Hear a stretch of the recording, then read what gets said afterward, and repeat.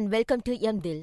இந்த ஃபெஸ்டிவல் சீசன்ல பழைய ஹேர் ஸ்டைல் வேண்டாம். முன்னாடி மாதிரி நீங்க இருக்க வேண்டாம். ரொம்ப ஈஸியா ஹேர் ஸ்டைல்ஸ நீங்க வீட்ல இருந்தபடியே செஞ்சுக்கிறதுக்கு ரொம்ப அழகான ஹேர் ஸ்டைல்ஸ நம்மளோட hair and beauty specialist Swathi Gupta உங்களுக்காக செஞ்சு காட்ட போறாங்க. இந்த பண்டிகை காலத்துல ஏதாவது 2 சிம்பிளான ஹேர் ஸ்டைல்ஸ வீட்ல இருந்தபடியே செஞ்சுக்கிறதுக்கு எது ஈஸியா இருக்கும்னு நீங்க செஞ்சு காட்டுனீங்கன்னா ரொம்ப நல்லா இருக்கும். வேலை சீக்கிரம் முடியணும், அழகாவும் இருக்கணும். புதுசா எதையும் கத்துக்க நாம எக்ஸ்பெரிமெண்ட் பண்ணணும்.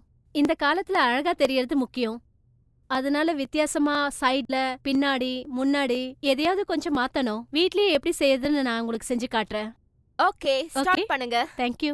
இங்க இருக்கிற நம்ம கிளையண்ட்டுக்கு நிறைய வேவ்ஸ் இருக்கு. அதனால நான் இவங்களுக்கு என்ன சொல்ல போறேன்னா, இதுல இவங்களுக்கு எதுவும் செய்ய வேண்டிய அவசியம் இல்ல. இப்ப நாம வித்தியாசமா என்ன பண்ண போறோம்னா, இதோ இந்த மாதிரி முடி எல்லாத்தையும் ஒரே பக்கமா கொண்டு வாங்க. அப்புறம் கொஞ்சம் முன்னாடி பக்கமா கொண்டு வாங்க. இந்த மாதிரி இதோ இத பின் பண்ணிக்கோங்க. 2-3 பின் இந்த பக்கம் போட்டுக்கோங்க. 2-3 பின் இந்த பக்கம் போட்டுக்கோங்க. அவ்வளவுதான், வேலை முடிஞ்சது. இதோ இத கொஞ்சம் ஸ்டைலா நீங்க மாத்தணும்னு நினைச்சீங்கன்னா பின்னாடி கொண்டு வாங்க. அப்போ உங்க ஜுவல்லரி எல்லாம் பார்க்க முடியும். உங்க கழுத்தை பார்க்கலாம்.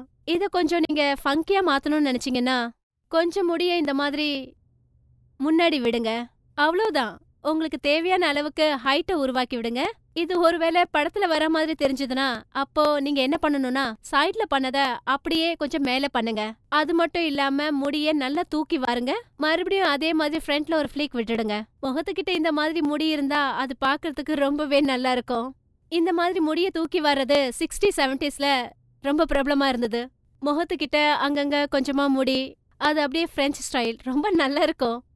முடியை இப்படி பஃபியா பண்றது தெரியாதவங்களுக்கு இது ரொம்ப ஈஸி டெக்னிக் தான். முடியை இந்த மாதிரி கையில எடுத்துக்கோங்க.